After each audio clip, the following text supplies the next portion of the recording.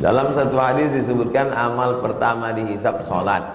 Inna awwala ma yuhasabu bihil abdu yaumal qiyamati salatuhu. Yang pertama kali dihisab nanti akhirat salat. Idza salahat salahatil a'mal. Kalau salatnya betul, amal yang lain betul. Wa idza fasadat fasadatil a'mal.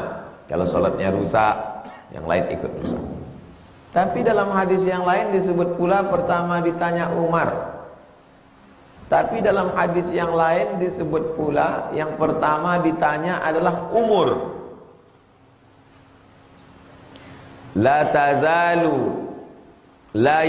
tazalu qadama 'abdin.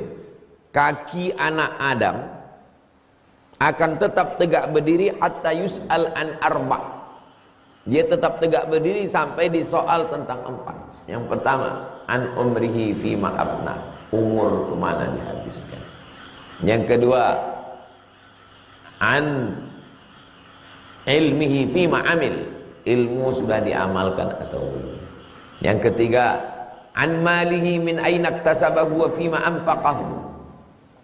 Harta dapat dari mana dipakai kemana. Yang keempat, an jismihi fima ablah. Anggota tubuh, badan, mata, telinga, kaki kemana dipakai.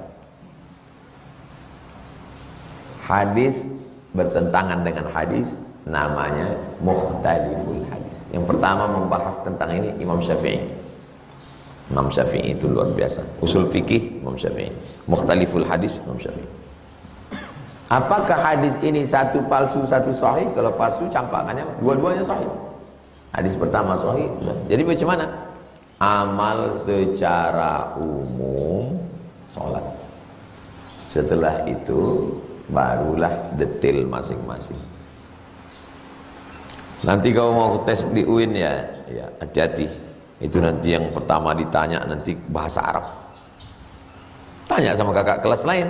Apa yang ditanya? Yang pertama kali ditanya, sudah store uang pendaftaran atau belum? Bahasa Arab dulu atau uang store? Pertanyaan secara umum, store dulu.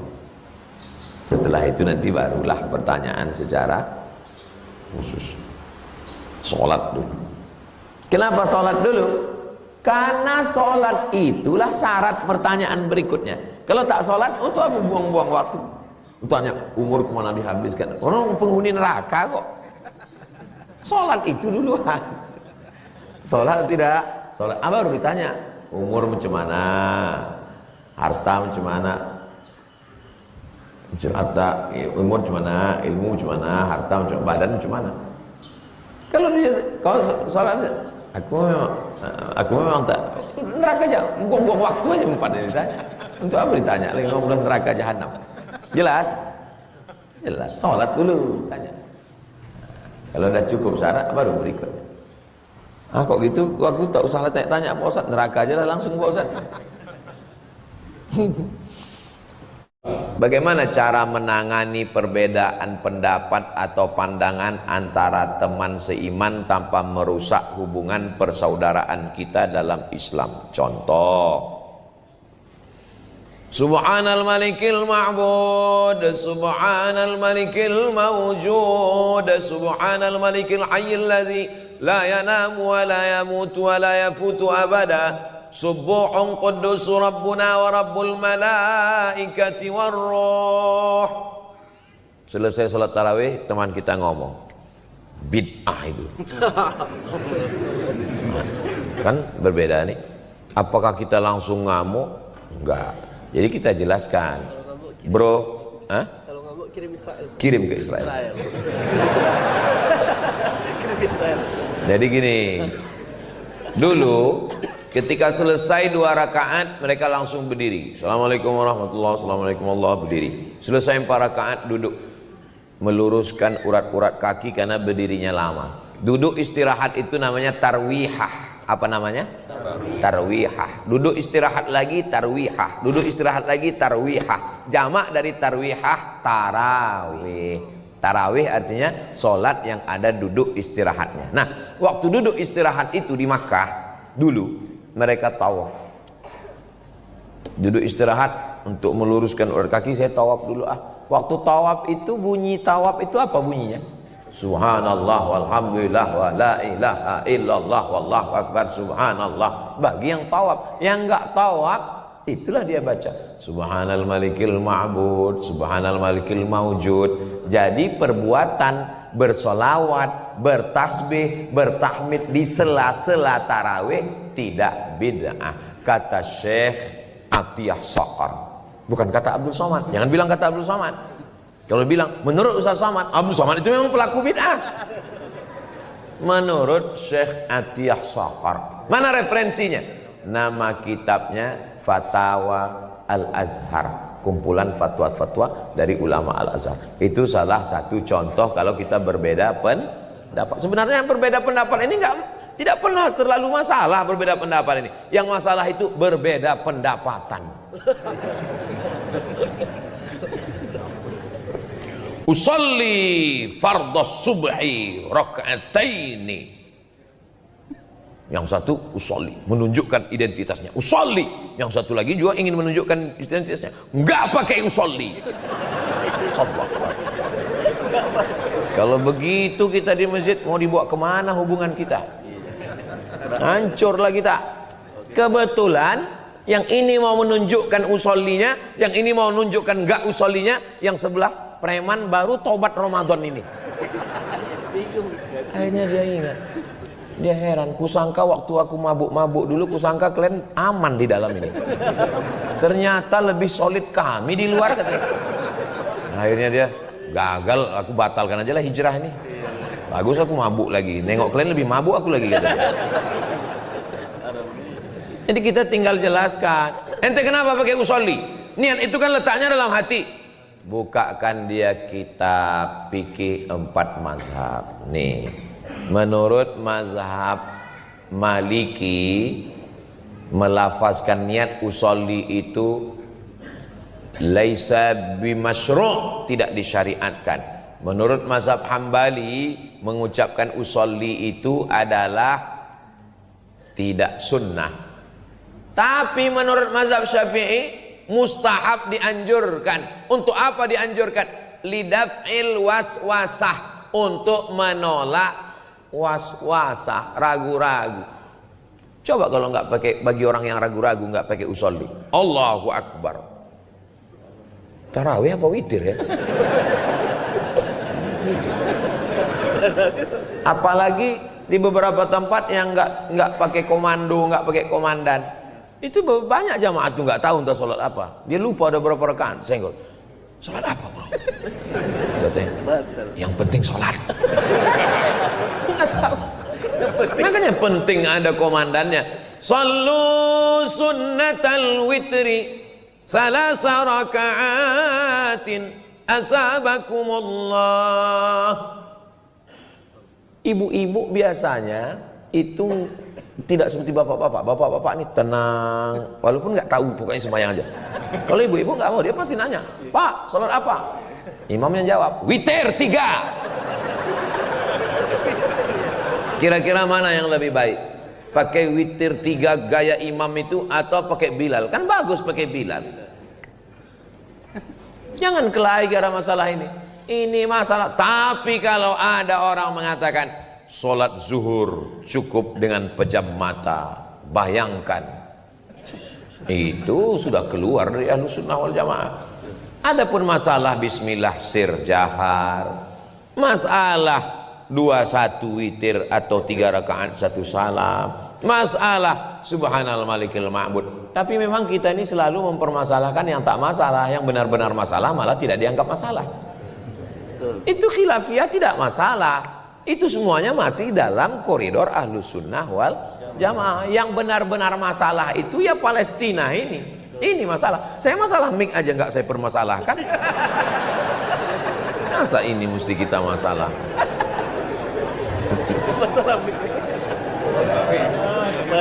Susah saya move on ini memang. Berdosakah istri kedua mendoakan istri pertama tidak kekal bersama suaminya?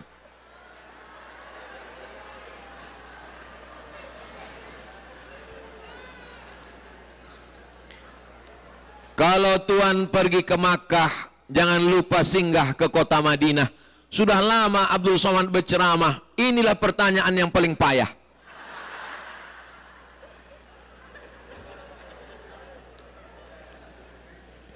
Kesimpulannya, kita tidak boleh mendoakan yang buruk-buruk, yang jelek-jelek.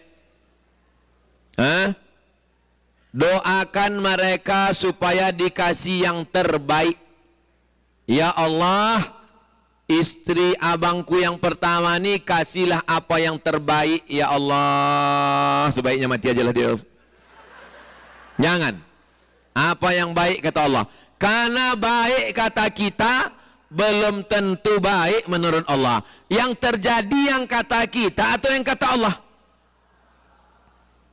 Langkah, rezeki, pertemuan, maut, kuasa Allah subhanahu wa ta'ala. Ini dia bisa dua ini. Ini karena dia hebat atau karena kata Allah?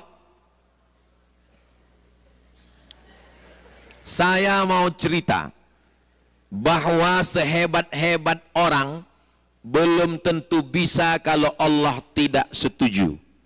Dengar baik-baik. Ibu siap? Tarik napas panjang.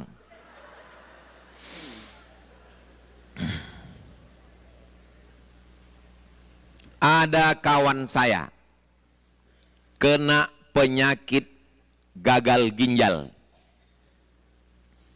Ku tengok bapak ini paling serius. Gagal ginjal, resiko gagal ginjal, cuci darah, mati.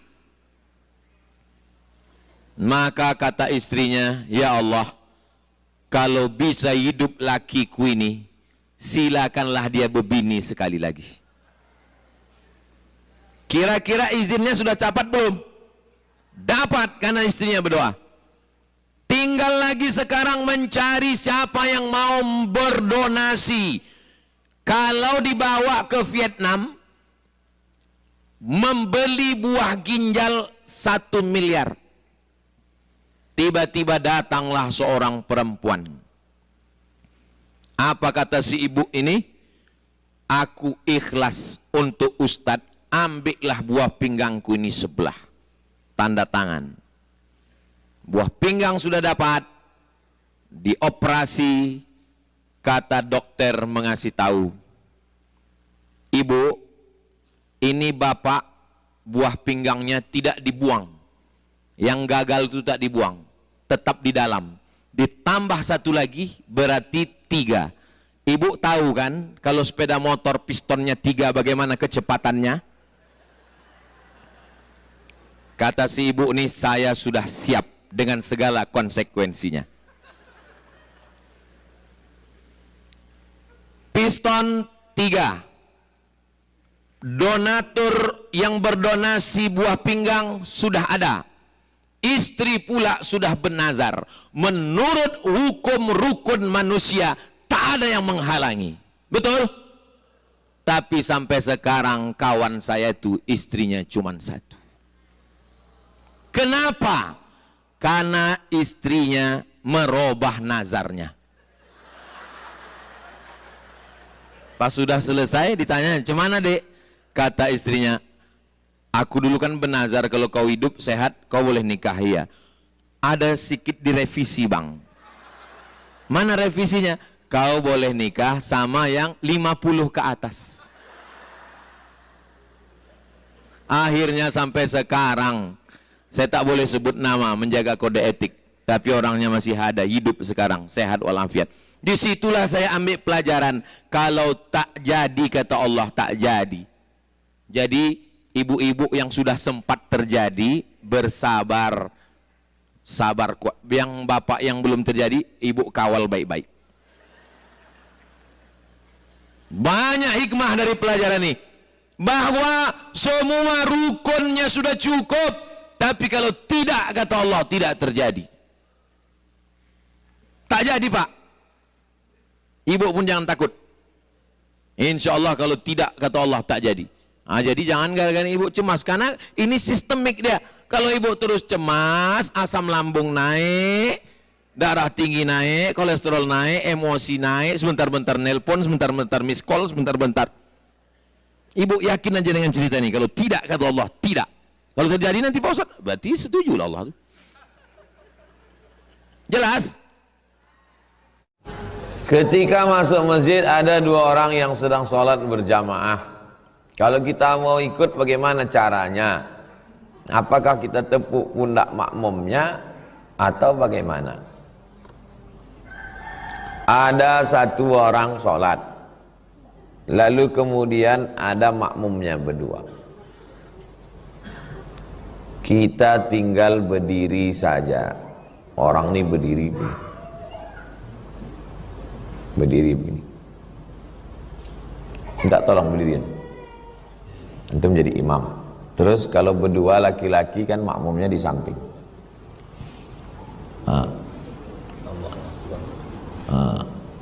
Antum berdirikan di samping. Kemudian datang orang ketiga mau menjadi makmum.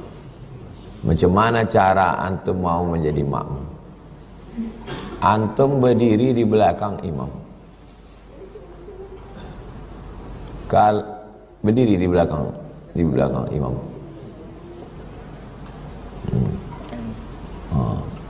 Antum kasih tahu sama makmum di belakang, biar mundur dia ke belakang.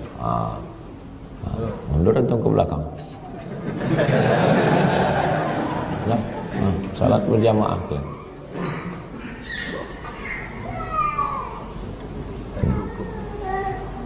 Begitulah caranya salat berjamaah.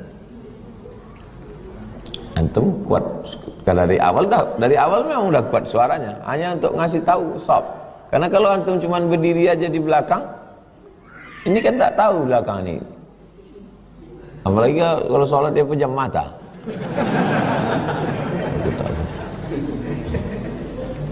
Begitulah dulu kalau nampak nanti orang sholat.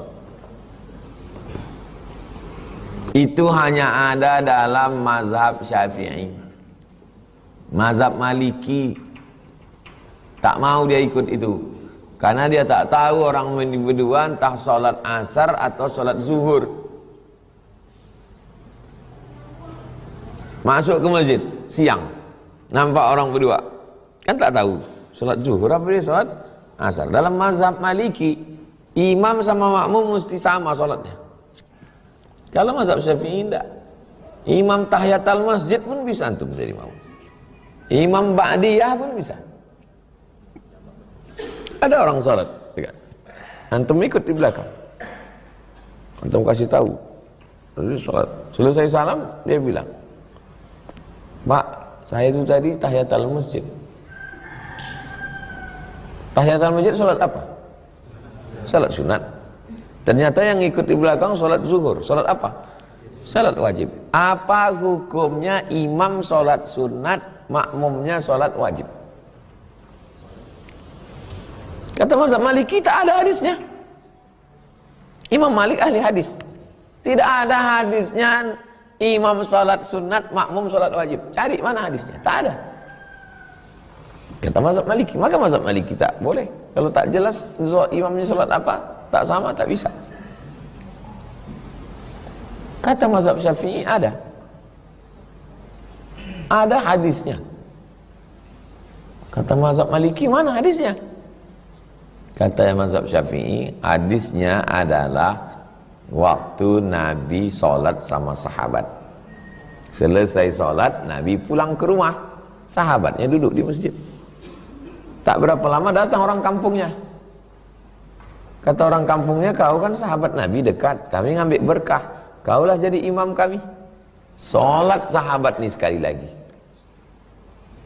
Sahabat jadi imam, orang kampungnya jadi makmum. Pertanyaannya, sholat sahabat yang kedua ini sholat apa? Sunat. Sholat orang kampungnya wajib. Ada apa tak ada hadisnya? Ada. Itulah maka mazhab Syafi'i itu lebih kuat dalam bidang pengambilan hukum fikih. Bisa tertangkapnya karena hadis yang dia pahami bukan tekstual. Kalau mau dicari hadis imam sholat sunat, makmum sholat wajib, sampai mati tak ketemu hadisnya. Bukalah satu-satu. Karena itu bukan teks, itu pemahaman terhadap teks. Dalil kedua, salat khauf. Khauf artinya takut. Nabi jadi imam, makmumnya 2 baris. Baris yang pertama salat, baris yang kedua di belakang megang tombak untuk menjaga takut musuh datang mana. Selesai salat salam, baris yang pertama mundur ke belakang, baris yang belakang maju ke depan. Imamnya tetap Nabi. Pertanyaannya, Nabi salat berapa kali? 2 kali. Salat yang pertama salat apa? Wajib. Yang kedua sunnah. Antum kalau sholat zuhur 2 kali, sholat yang pertama itu wajib, yang kedua itu sunnah. Itulah dalil imam sholat sunat, makmumnya sholat wajib. Sah apa tak sah? Sah. Mazhab Syafi'i itu. Jelas? Ada sahabat yang mungkin masih bimbang gitu ya.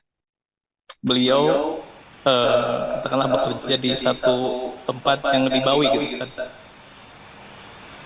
Nah, ketika beliau galau dengan lingkungannya yang mungkin tidak kondusif, malah menjauhkan dari ketaatan pada Allah, misalkan sholat 5 waktu jadi dinanti-nantikan karena bukan kemauan, karena mungkin tuntutan pekerjaan, meeting dan lain sebagainya. Nah, cuman ketika mau keluar itu ada satu kerisauan. Beliau menanggung ada mungkin keluarganya, tiap hari dipenuhi kebutuhannya dan lain sebagainya. Ada semacam ketakutan ketika beliau lepas dari pekerjaan itu, takut tidak punya pegangan, tidak bisa menafkahi keluarga. Nah, Ustadz, kira-kira bagaimana kita sebagai sahabat meyakinkan, atau apa saran dari Ustadz sendiri ketika ada permasalahan seperti itu gitu, Ustadz? Jazakallahu khair, Ustadz. Siapa yang tidak meninggalkan riba, berarti dia sudah siap untuk berperang dengan Allah. Fa'dzanu biharbim minallah.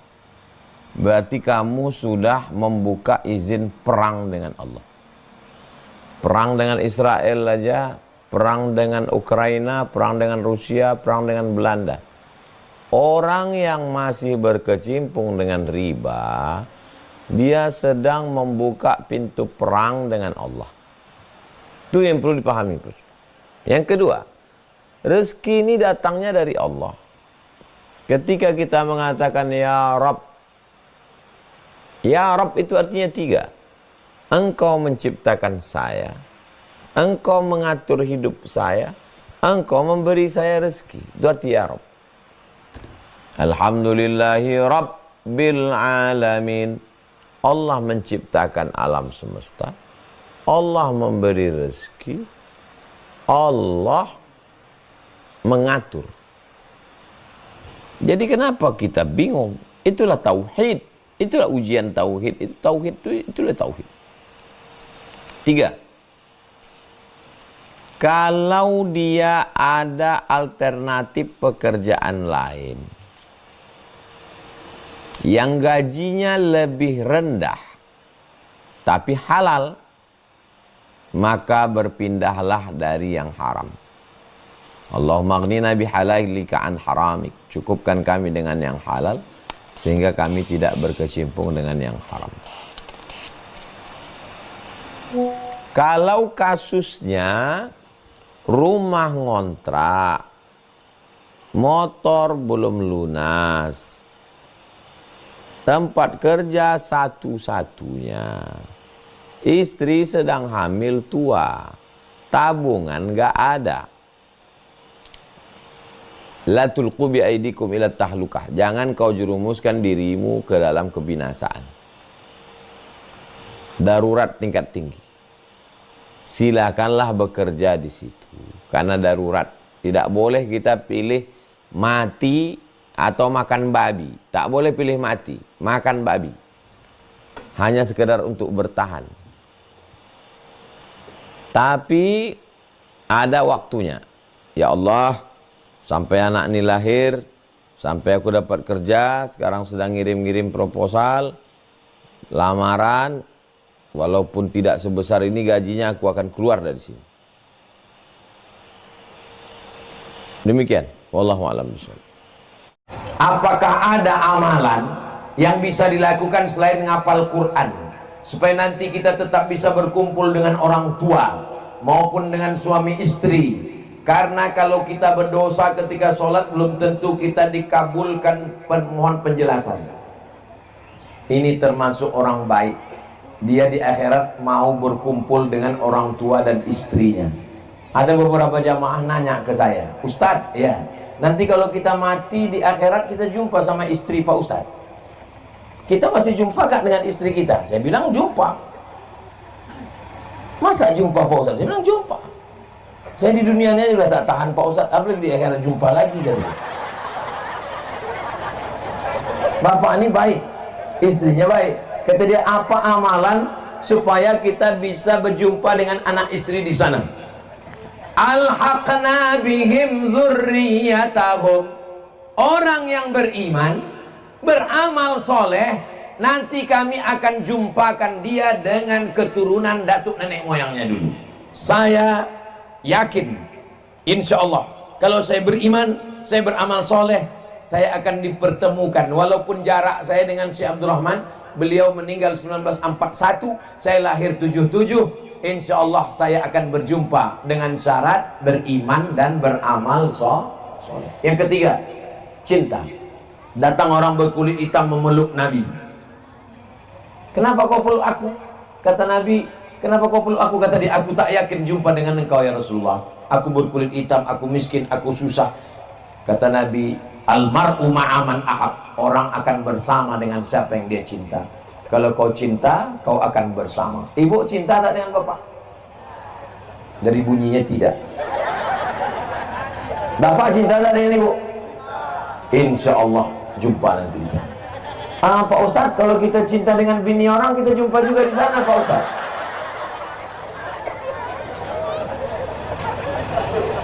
Syarat cinta itu sesuai dengan perintah Allah dan Rasulullah sallallahu alaihi.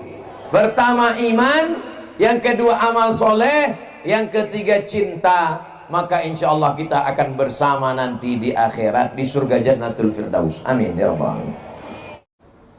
Amalan agar kita bisa dapat mengumrohkan orang tua kita. Apa cita-cita Ustadz dulu? Cita-cita saya tak banyak. Aku mau ke Mesir S1, habis S1 aku mau S2, habis S2 aku mau S3. Kalau udah aku punya ijazah 3, S1, S2, S3, aku mau merantau ke Malaysia, ke Brunei, aku mau jadi dosen. Kalau aku sudah punya duit, aku akan membawa emak ke Makkah. Aku akan menyenangkan dia. Tak ada cita-cita saya yang lain, itu cuman. Kalau dapat duit nanti, aku akan menyenangkan dia. Tak pernah mau cita-cita, mau tabligh akbar, mau jadi itu, mau jadi gini, tak ada. Yang penting, aku bisa dapat duit menyenangkan orang tua. Maka berpikirlah bagaimana menyenangkan hati orang tua. Kalau ada tanah, mau ditanam kelapa, waktu menanam kelapa itu, ku tanam kelapa ini menyenangkan hati orang tua. Kalau menanam karet, menanam orang tua. Kalau mencari ikan ke laut, maka niatnya sampai dua dapat. Orang tuanya dapat, diri kita pun dapat. Kalau kita hanya berniat diri kita, orang tua tak dapat. Tapi kalau kita berniat untuk orang tua, dua bonusnya. Orang tua dapat, kita pun dapat. Sesuai dengan kerja kita masing-masing. Laha ma kasabat wa 'alaiha maktasabat. Apa usaha kita, itulah yang kita dapatkan sesuai dengan pekerjaan kita masing-masing. Menabung, storkan, bayarkan sampai niat insyaallah. Innamal a'malu binniat wa innamal likulli imri'in ma nawa. Andai sampai niatnya, alhamdulillah. Ada tak niat ustadz yang tak sampai? Banyak sekali. Saya mau almarhumah saya itu menengok pesantren. Dia meninggal 2019. Saya baru buat pesantren 2021. Makanya setiap saya masuk ke kisaran, disambut sama anak-anak itu, tola al badru alaina marhaban. Yang saya kenang, andailah mak ini masih hidup, ditengoknya lah anak-anak santri ini. Andailah dia masih hidup, ditengoknya lah penghafal Quran ini. Tapi apa boleh buat? Tapi niatnya tetap sampai. Nah, maka pernah berbuat terus, jangan pernah bosan, niatnya insya Allah sampai. Bahkan berapa banyak niat itu lebih baik daripada amal. Niatul mukmin khairun min amalihi. Niat orang beriman lebih baik daripada amalnya. Loh, kok bisa niatnya lebih baik? Karena amal bisa dirusak oleh riya. Amal bisa rusak oleh riya, tapi niat tak bisa dirusak. Maka berniat baik, berbuat baik, insya Allah datang yang baik. Walaupun tak sempat dalam hidupnya, niatnya untuk di akhirat sampai. Beberapa niat saya tak sampai waktu mak saya masih hidup, sesudah dia meninggal baru sampai. Apa amalan yang paling baik dilakukan untuk keluarga yang sudah meninggal dunia? Ini pertanyaan yang pertama. Yang pertama, doa. Dalilnya Rabbighfirli wali walidayya warhamhuma kama rabbayani shaghira. Bagaimana dengan orang lain yang tak ada hubungan nasab dengan kita? Dalilnya doa yang diajarkan Nabi kepada Ummul Mukminin Aisyah ketika lewat pemakaman Baqi. Assalamualaikum ya ahlad diyar minal mu'minin wa inna insyaallah bikum lahiqun yarhamullahul mustaqdimina wal mustakhirin nas'alullah lana walakumul afiyah. Walaupun mereka bukan keluarga kita, tak ada hubungan nasab, doa tetap sampai, tak ada ikhtilaf antar ulama. Yang pertama adalah doa. Yang kedua, bacaan Quran. Mana dalilnya? Qala Syafi'i, Imam Syafi'i berkata, wa in khatimul Qur'ana kullahu kana hasanan. Seelok-eloknya dikhatamkan Quran satu khatam 30 juz. Siapa yang berpendapat itu? Imam Syafi'i. Di mana bisa kami lihat pendapat ini? Dalam kitab Riyadhus Shalihin min kalami Sayyidil Mursalin. Siapa penulisnya? Imam Abu Zakaria Yahya bin Syaraf An-Nawawi. Imam Nawawi. Imam Nawawi mengatakan bacaan Quran untuk orang meninggal dunia sampai. Imam Syafi'i mengatakan bacaan Quran untuk orang meninggal dunia sampai. Kalau ada sekolah Imam Nawawi, sekolah Imam Syafi'i mengatakan bacaan Yasin tak sampai, berarti Nawawi palsu dan Syafi'i palsu. Jelas? Mana dalilnya sampai? Kata Nabi, kalau orang meninggal dunia, kubur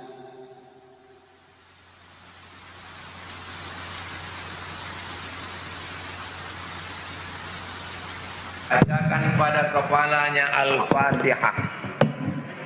Pada kepalanya Al-Fatihah, pada bagian kakinya ujung Al-Baqarah. Lillahi ma fis samawati wa ma fil ardh. Pesan Abdullah bin Umar, anak Umar bin Khattab, kalau aku mati, bacakan pada bagian kepalaku Al-Fatihah, pada bagian kakiku pangkal Al-Baqarah. Bisa kita lihat dalam kitab Ar-Ruh, nama penulisnya Imam Ibnu Qayyim Al-Jauziyah, murid Ibnu Taimiyah. Itu dalil baca Quran sampai. 3. Amal untuk orang meninggal. Zikir. Subhanallah zikir, alhamdulillah zikir, Allahu Akbar zikir. Tapi yang paling afdalu zikri la ilaha illallah. La ilaha illallah. Habis itu hadiahkan pahalanya.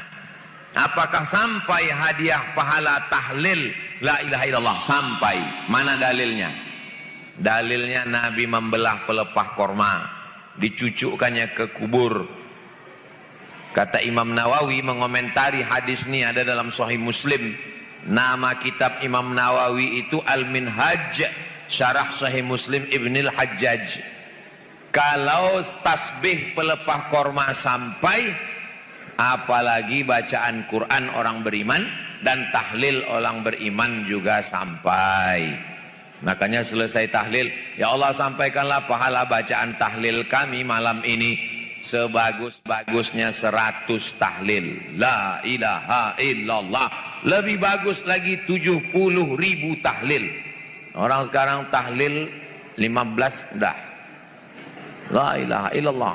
Asal nampak bubur kacang hijau datang berhenti.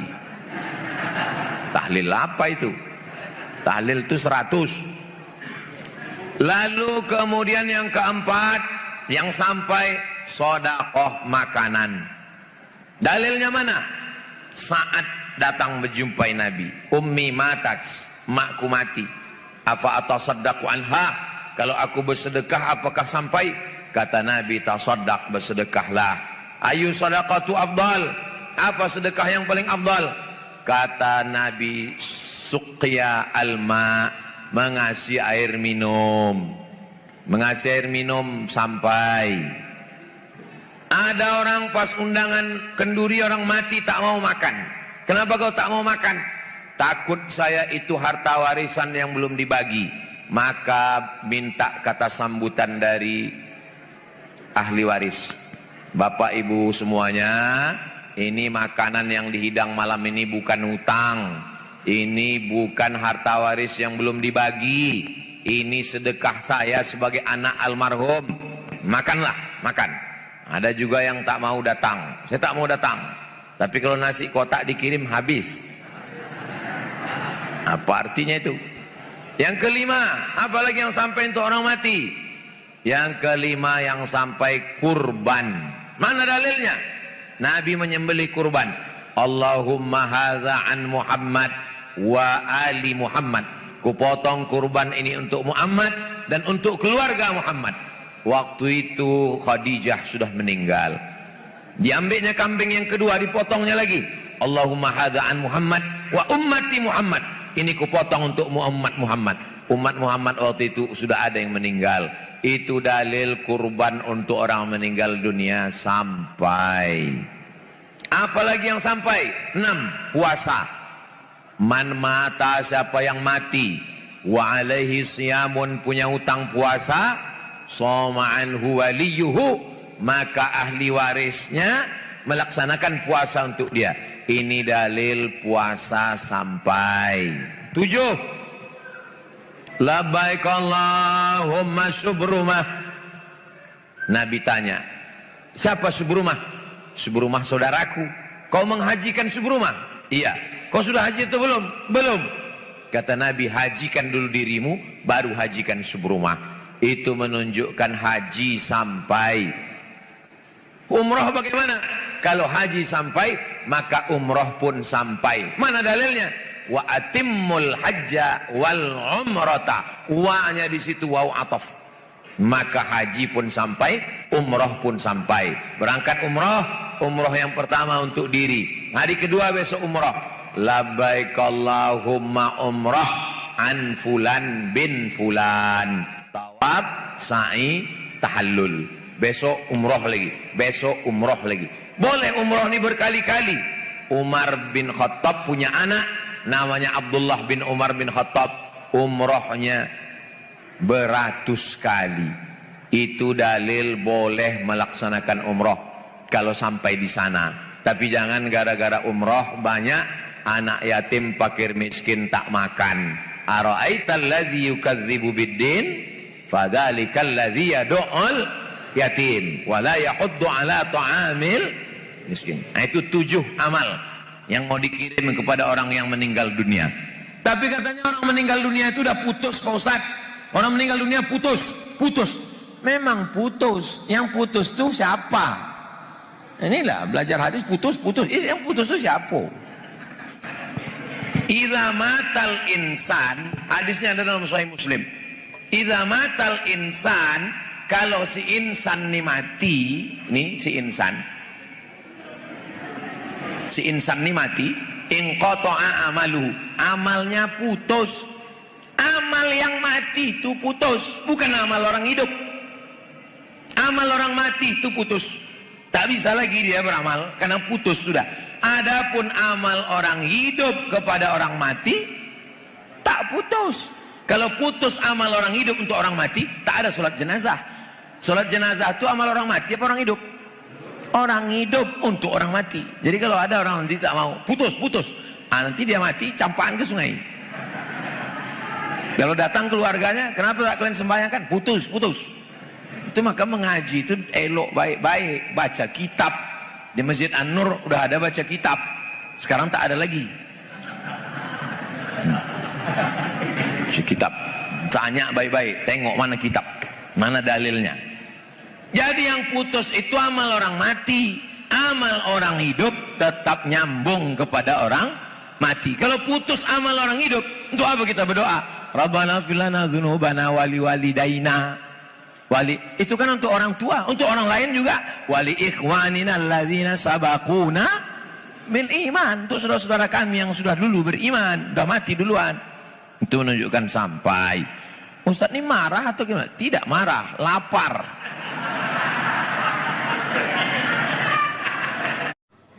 Bagaimana hukumnya anak menjual tanah orang tua tanpa sepengetahuan orang tua hingga orang tuanya telah tiada?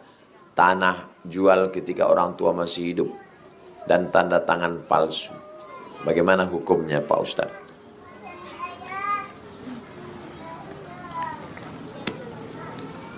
Orang tua yang punya duit, harta, tanah, ruko, dia mesti mengasihi waktu hidup itu adil kepada anaknya.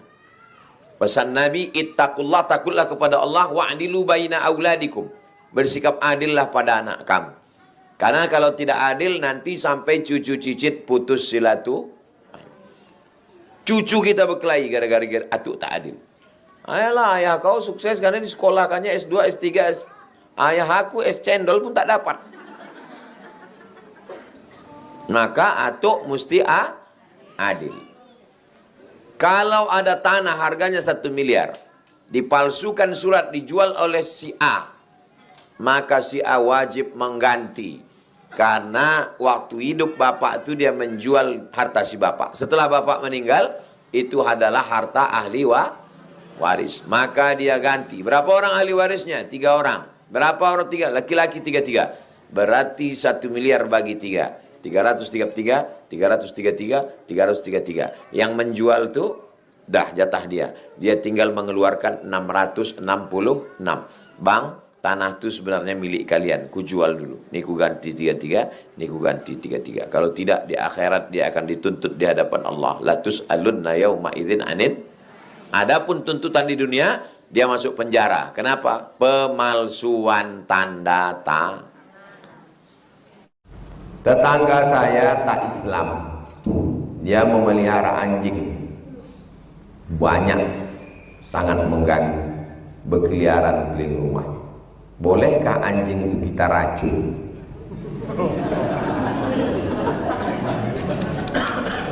Kita punya RT, kita punya RW, kita punya kadus, kita punya kades.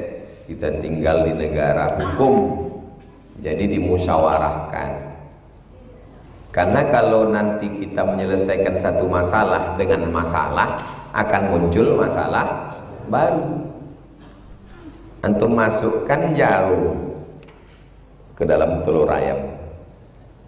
Masuk jarum dalam telur ayam, dimakan anjing. Makannya masuk ke dalam tetanus, dia mati. Antum masukkan racun tikus ke dalam telur ayam busuk, dimakannya mati. Rupanya tahu tetangga tuh antum yang meracun, dipasangnya pula racun bukan untuk anjing antum, untuk antum, mati antum.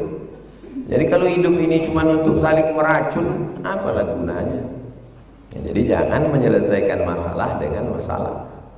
Selesaikan masalah tanpa masalah, pegadaian syariah. Jadi duduk kita bersama, tetangga duduk bersama. Judul dialog kita malam ini, mau dibawa kemana hubungan kita? Anakku ini kecil, aku takut, anjing kau banyak, lama-lama silap aku nanti gulai anjing kau ini. Bumbu rendang udah siap di belakangnya. Jadi jangan menyelesaikan masalah dengan masalah. apa amalan untuk ibu hamil? Apa amalan untuk ibu hamil?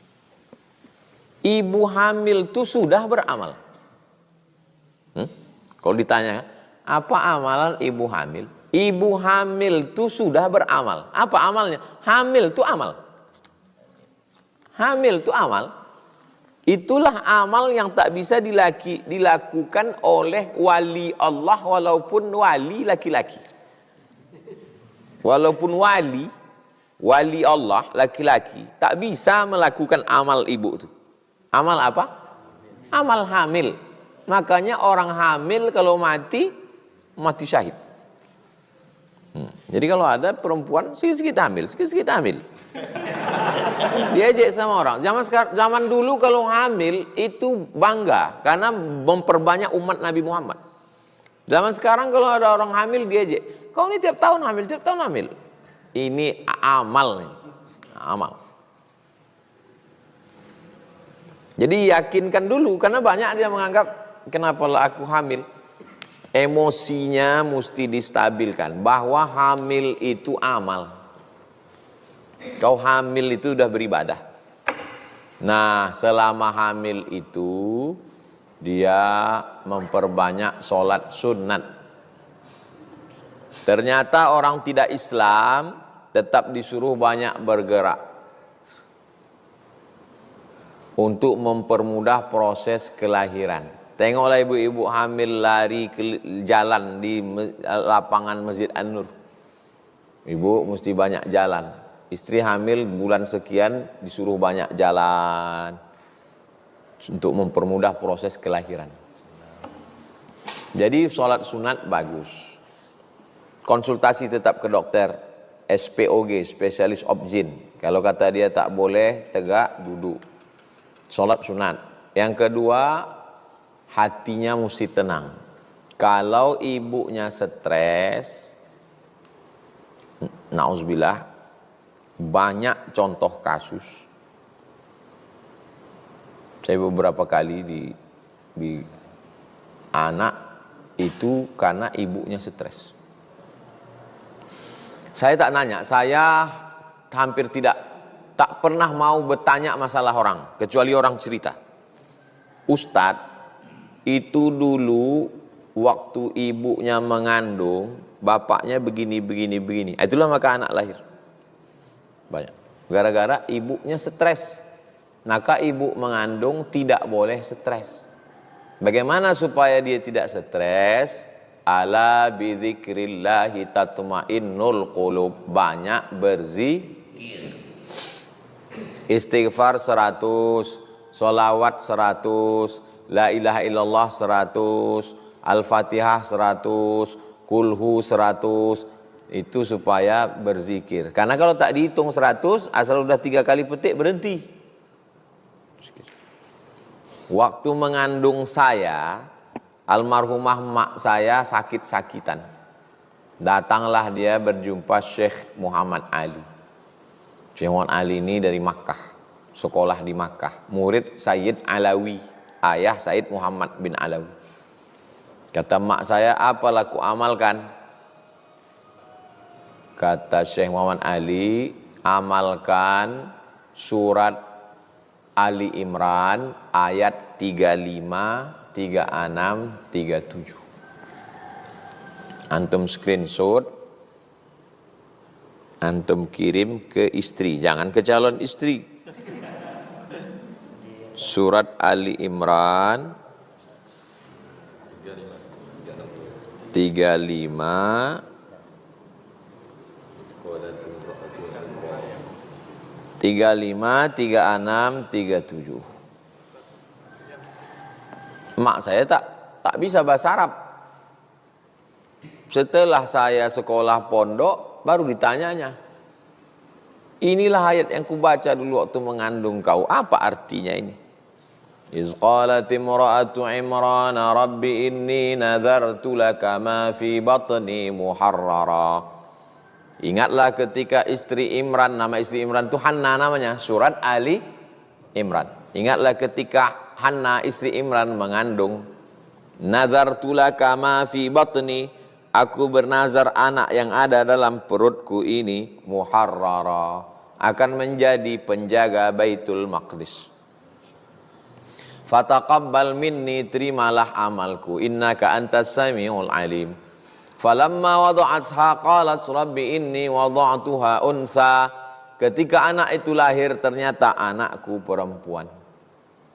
Walaysa dzakaru kal unsa, laki-laki tak sama dengan perempuan. Yang boleh menjadi penjaga Baitul Maqdis itu anak laki, anak perempuan tak boleh. Tapi karena sudah nazar, inni sammaituha Maryam, aku kasih nama anakku itu Maryam. Inni u'idzuha bika wa dzurriyyataha minasyaitonir rajim.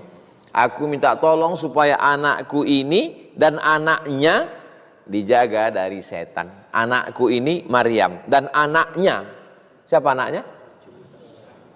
Maka Maryam waktu lahir tak menangis karena tak diganggu setan. Anak Maryam itu pun juga waktu lahir tak menangis, tak diganggu setan. Karena anak baru lahir itu dicucuk setan pusatnya. Jadi saya tanya sama mak saya, aku waktu lahir menangis mak, kau waktu lahir tak menangis. Saya tidak Nabi Isa, tapi karena dibaca mak saya ayat itu pun juga tak menangis. Tapi bukan nanti apa antum baca ayat itu antum tengok anak antum menangis atau tidak. Inni u'idzuha bika wa dzurriyyataha minasyaitonir rajim. Fataqabbalaha rabbuha biqabulin hasanin wa anbataha nabatan hasanan fakaffalaha Zakaria. Kullama dakhala 'alaiha Zakaria al-mihraba wajada 'indaha rizqa. Qala ya Maryamu anna laki hadza? Qalat huwa min 'indillah. Innallaha yarzuqu man yasha'u bighairi hisab. Waktu habis 3 ayat itu ditarik napas ke dalam. Waktu dia tarik napas itu, dalam keyakinan dia penuhlah ayat itu masuk ke dalam, dijaga Allah lah kandungannya itu. Zikirnya aja dulu antum, istrinya menyusul belakang.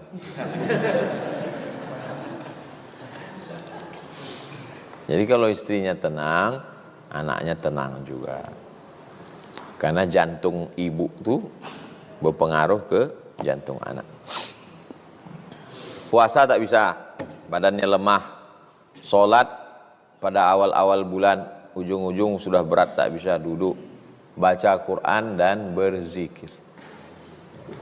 Jadi kalau dapat antum istri, diulangnya hafalannya 1 hari 2 juz, 1 bulan 2 kali dia khatam, berarti anak antum hamil 9 bulan kali 2. Berarti selama dia mengandung anak itu 18 kali khatam anak itu mendengar dalam. Tapi bisa juga 18 kali TikTok lagu. Maka hati-hatilah apa yang didengar. Saya naik pesawat ke Batam. Saya di belakang, saya sendirian naik pesawat. Ibu ini di depan. Asal anak ini menangis, didengarkan ibu ini ayat. Saya dengar apa ayatnya? Ayat Quran. Asal mati handphone tuh nangis anak. Rupanya anak yang terbiasa mendengar ayat Quran, kalau dia berhenti menangis dia. Pas dia dengar dia tenang lagi. Cuman saya tak nanya ibu tuh ada lakinya, segan saya.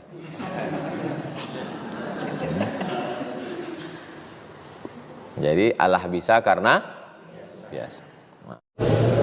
Antum hafal 10 doa, mana tahu terdesak nanti balik ke kampung. Orang tahunya dari UIN, tengok imam sakit, khotib demam, pas antum di situ, tunjuk orang halal bihalal. Dari UIN ya, iya tapi saya peternakan, kan tak bisa. Tak ada pakai tapi. Nah, jadi yang 10 nih. Allahumma inna nas'aluka salamatan fid din wa afiatan fil jasad wa ziyadatan fil ilmi wa barakatan fil rizqi wa taubatan qablal maut wa rahmatan indal maut wa maghfiratan ba'dal maut. Allahumma hawin alaina fi sakaratil maut wa najatan minan nar wal afa indal hisab. Untuk melepaskan daripada lari aja. Ya hafal tuh doa pendek itu. Habis itu tutup Rabbana atina fid dunya. Kalau belum lancar kali kencang dia.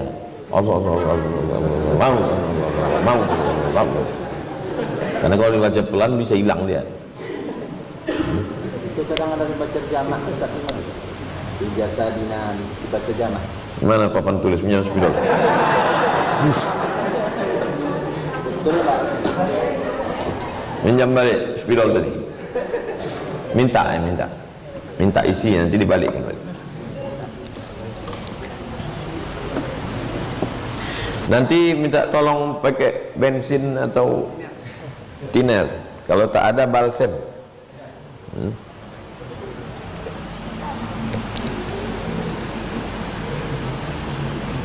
Allahumma inna nas'aluka salamatan fid din wa afiyatan fil jasad wa ziyadatan fil ilmi wa barakatan fil rizqi.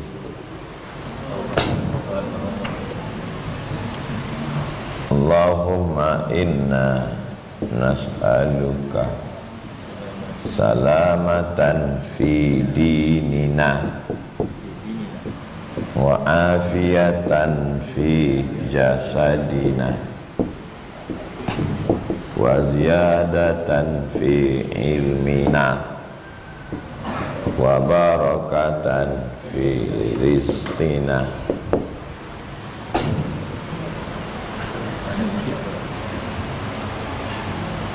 Allahumma inna nas'aluka salamatan fi fid dinina wa afiyatan fil jasadina wa ziyadatan fil ilmina wa barakatan fir rizqina. 1, 2, 3, mana yang betul, mana yang salah, atau betul semua atau salah semua? Hah? Betul, salah. Ini di mana betulnya? Ya Allah, kami memohon kepadamu keselamatan pada agama. Fiddin. Sehat pada jasad, bertambah pada ilmu, berkah pada rezeki. Iya, tapi kau berdoa itu tidak kau ikutkan kami. Karena agama kau aja, jasad kau aja, ilmu kau aja, rezeki kau aja. Kami tak ikut. Kan ada alif lamnya, bodoh. Ada alif lam tu makrifah. Din tu maksudnya agama kita. Jasad tu jasad kita. Ilmu tu ilmu kita. Rezeki tu juga rezeki. Tapi kalau kau mau ada juga kitanya di dalam, aku robah salamatan fi dinina wa afiatan fi jasadina wa ziyadatan fi ilmina wa barakatan fi rizqina. Betul juga karena ada dhamirnya. Yang di atas betul karena ada alif lam makrifah. Yang di bawah betul karena ada dhamir. Setelah balik di jalan, aku sebetulnya tahunya aku yang tadi itu betul. Tapi kenapa benar? Bini aku namanya Nina. Pesan dia kalau abang berdoa namaku masukkan. Itu namanya Dinina, Jasadina, Ilmina, Rizkina. Dah. Ini kenapa salah? Kalau sudah ada alif lam tak boleh ada dhamir. Fil dinina fil jasadina, salah ini Wak. Fil ilmina tak boleh ada dhamir. Fil rizkina tak boleh ada dhamir. Disitulah letak salahnya. Paham? Potong video ini, share. Syukran, jazakumullah.